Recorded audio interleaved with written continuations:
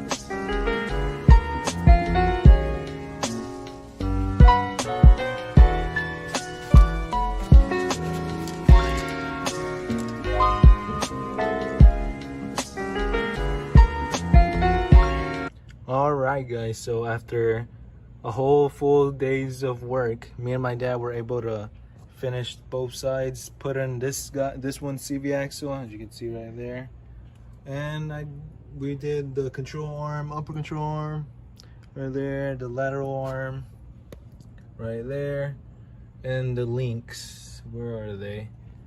Right there, and all the other stuff that pretty much got thrown away. Part in the workspace is right here, as you can see, in our little mini junkyard. We finally got rid of pretty much everything. Oh my god, it's been a long days of work,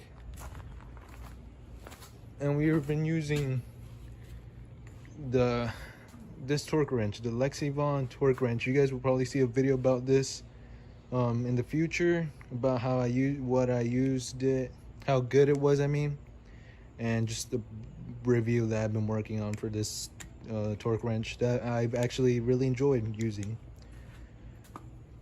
And no, I'm not sponsored by them.